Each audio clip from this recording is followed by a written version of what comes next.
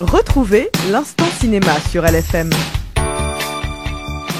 Bonjour et bienvenue dans l'instant cinéma sur LFM. Simon, il y a eu un problème avec ton fils.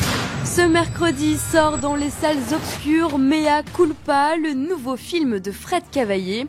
Au casting de Mea Culpa, Vincent Lindon, Gilles Lelouch, Nadine Labaki ou encore Sophia Essaidi qui y fait une brève apparition. Mea Culpa, c'est l'occasion pour Fred Cavaillé de réunir ses deux acteurs français préférés. En 2008, souvenez-vous, on retrouvait déjà Vincent Lindon dans Pour elle, aux côtés de Diane Kruger.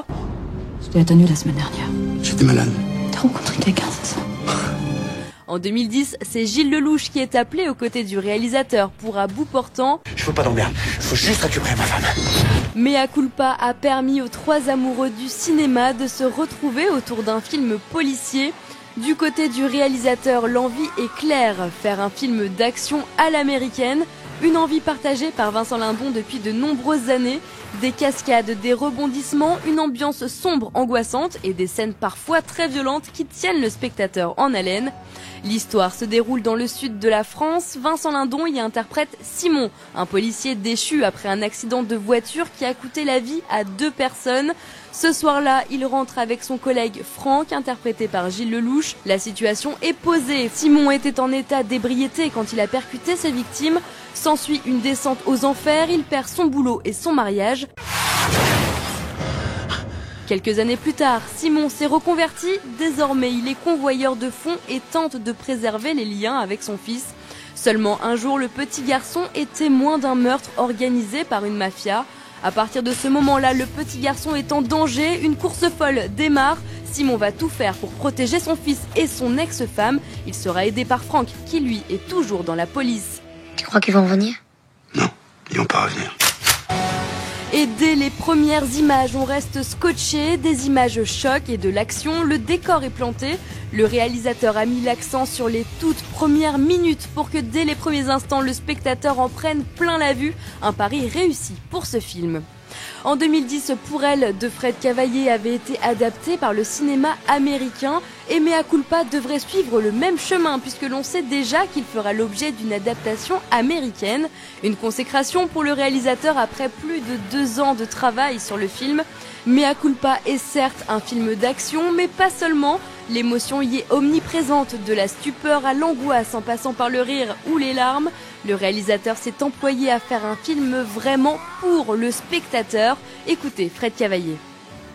Il y a plein de gens qui n'auraient pas forcément été voir ce genre de film parce que c'est le cinéma d'action, c'est vrai qu'on n'est pas l'habitude de voir des choses aussi humaines.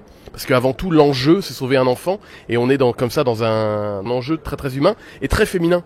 Je crois que c'est le point commun avec mes 3 films, c'est-à-dire à chaque fois, à la base, c'est des histoires d'amour. C'est-à-dire que c'est un personnage qui court pour sauver ce qu'il a de plus cher et ce qu'il aime le plus au monde, c'est-à-dire sa femme, son fils, ou j'ai fait 2 fois sa femme, et enceinte une fois d'ailleurs dans À bout portant.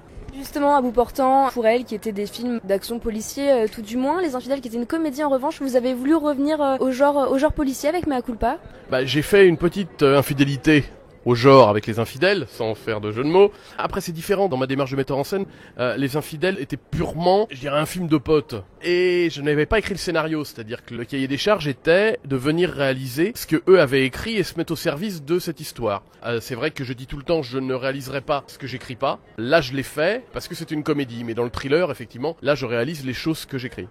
Je pense que tout est un peu pensé comme un western. L'ancien shérif qui a tout perdu et qui va aller dans le grenier chercher son pistolet pour aller sauver son fils qui est en danger, aidé par son meilleur copain, c'est un truc de western. Moi, je transpose ça maintenant de nos jours. C'est un film qui revisite un peu tous ces codes-là, avec des personnages comme dans les westerns ou comme dans les films d'action, américains ou pas, vous savez.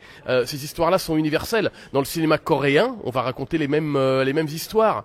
Avec des différences, mais c'est pour ça que d'ailleurs que mes films marchent très très bien à l'étranger. C'est des films d'amour, donc l'amour c'est universel. Là, votre film va encore une fois être remasterisé à la sauce américaine. Quel regard vous portez là-dessus? J'imagine que ça doit faire quand même très plaisir. Ouais, ça fait plaisir. Ça veut dire que j'ai bien travaillé. Si voilà, le problème c'est que le jour où ils les prendront plus, je vais me dire mince, j'ai perdu un truc. Ouais, ça fait plaisir. Il y a eu aussi des remakes de mon film précédent en Corée par exemple, et vu que c'est un peu les maîtres du film d'action, c'est très très flatteur. C'est plutôt drôle de se retrouver spectateur de son propre film. Voilà, j'ai eu cette chance-là. J'ai pas peur du tout, c'est-à-dire après, ça ne sera pas moi le responsable si le film est raté. Moi j'ai fait mon travail, je passe le relais. Je dirais que non, je collabore pas du tout parce que moi mon histoire, je l'ai déjà racontée, mon point de vue, je l'ai donné. Je ne suis plus bien placé pour raconter cette histoire. Là, j'attends de voir comment le prochain réalisateur ou prochain scénariste va s'emparer de cette histoire et qu'est-ce qu'il va en faire. Là, je redeviens vraiment spectateur. C'est moins fatigant. On a beaucoup travaillé, surtout celui-ci où j'ai travaillé 3 fois plus que les autres, parce qu'on est quand même fragile quand on présente un film pour la première fois, c'est-à-dire je fais pas les films pour moi, je fais les films pour les spectateurs. Quand je vois que ça leur plaît, je suis comme un artisan qui a fait du bon travail. Ce soir, je vais me coucher heureux du travail bien fait. J'aimerais que le public aille voir en nombre mea culpa, et pas que pour moi, c'est-à-dire que c'est vrai que dans ce type de film, on a un peu perdu cette tradition en France, et j'espère que ça va redonner l'envie à d'autres metteurs en scène et d'autres producteurs d'investir de l'argent sur ce type de film. Donc j'espère que mea culpa sera le début d'un redémarrage du film d'action et du film policier en France. J'espère sincèrement, parce que moi je suis avant tout spectateur avant notre réalisateur, et j'irai bien au cinéma voir ce type de film. Quand on n'a pas encore vu le film, on se demande pourquoi ça s'appelle Mea Culpa. Comment ça s'est passé? Il y a des mots comme ça qui font partie de la langue française. Il y a des titres de rap qui s'appellent Mea Culpa. C'est vrai que c'est une histoire de rédemption et d'amitié. Et le personnage de Vincent Lindon a commis une faute irréparable. Et voilà, et pendant 1h30, il va essayer de se racheter et faire son Mea Culpa. Donc le titre coulé de source. Fred Cavaillé qui a réalisé Mea Culpa. Mais un réalisateur n'est rien sans ses acteurs. Et sur ce film, il faut dire que Vincent Lindon, comme Gilles Lellouche, ont dû faire pleinement confiance au réalisateur.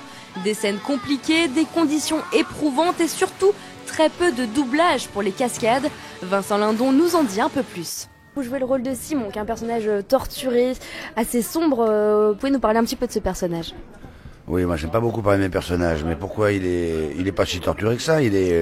C'est un homme qui a eu un accident de la route. Ils sont rentrés en état d'ébriété avec son collègue de la police. Ils ont commis un énorme accident et donc du coup il est viré de la police. Et comme beaucoup de fois ça arrive dans notre pays, quand on perd son boulot, du coup il se peut que il y a des répercussions dans le couple, dans la famille.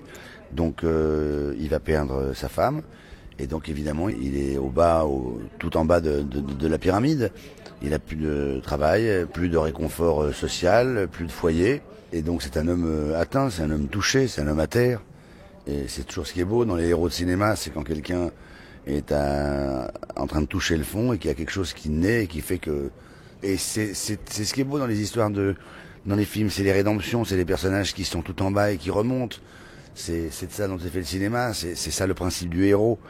C'est quelqu'un qui tout d'un coup, un jour J, à une heure H, pour une raison, là, c'est sauver son fils, mais ça peut être dans différents films, différentes raisons. C'est un homme ou une femme, je dis tout le temps un homme ou une femme, et même souvent des femmes, et à un moment où le personnage n'a plus d'autre choix que de se surpasser, que d'aller au-delà de ses limites, parce que l'enjeu est fort et parce que quelqu'un compte sur lui, parce que quelqu'un qu'il aime compte sur lui pour être sauvé. Et quand quelqu'un compte sur vous, il vous confie une mission, et quand on vous confie une mission, généralement on essaie d'être à la hauteur, et donc ça engage... Et c'est tout le nerf de ce thriller, c'est que voilà, un enfant a vu quelque chose qu'il n'aurait pas dû voir, cet enfant c'est le mien, et du coup il est pourchassé par des gens extrêmement dangereux, et moi qui suis un ancien flic, je m'en mêle et je fais appel à mon collègue, mon ancien acolyte de la police, et on va essayer de sauver cet enfant.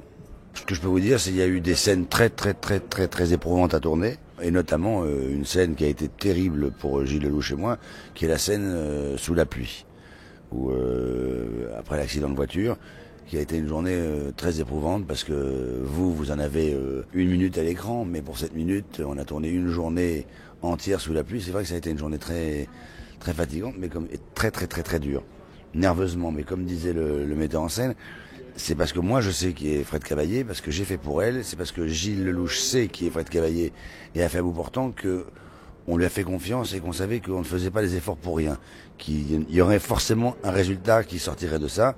Il l'a optimisé, ça a été au-delà de nos espérances, ça c'est formidable, c'est ça la bonne nouvelle quand on fait un film. Quelquefois le metteur en scène emmène le film plus loin que ce qu'on a lu. C'est la définition d'un film réussi, c'est quand il y a une très bonne histoire et que le metteur en scène sublime cette histoire avec les acteurs et avec tout le monde. Quand moi j'ai découvert le film, j'ai été impressionné comme les gens dans la salle, j'en suis pas revenu. Tout d'un coup j'ai dit mais moi j'ai fait ça, c'est incroyable. Mais là on était en état de concentration, de fatigue, d'envie de bien faire et de dextérité qui faisait que ça laissait très très peu de place à l'anecdote ou à la décontraction. C'était il y a 1 an moi que j'ai tourné ce film, donc je suis dans un état très fébrile parce que j'ai envie qu'il plaise, j'ai envie que les gens aillent le voir au cinéma, parce que quand on fait un film, on a envie qu'il soit vu par beaucoup de gens. Mon métier, moi, c'est acteur, donc ma pression, elle est très ponctuelle. C'est comme une frappe chirurgicale, c'est le mercredi de la sortie, on a une tendance tout de suite. Est-ce que le film plaît? Est-ce qu'il y a eu un rejet? Est-ce que c'est au-dessus de nos espérances, en dessous de nos espérances? Non, je suis dans l'état d'un acteur qui attend de savoir comment ce film est perçu par les gens. Mea culpa, vous l'aurez compris, c'est 1h30 de cascades et de rebondissements sur fond d'amitié, d'amour et d'action, avec des scènes incroyables pour un film français, notamment une scène dans un TGV. Enfin, on vous en dit pas plus, Mea culpa, un film efficace à découvrir ce mercredi dans vos salles. T'as vu quelque chose que t'aurais pas dû voir. Passez une belle soirée sur LFM.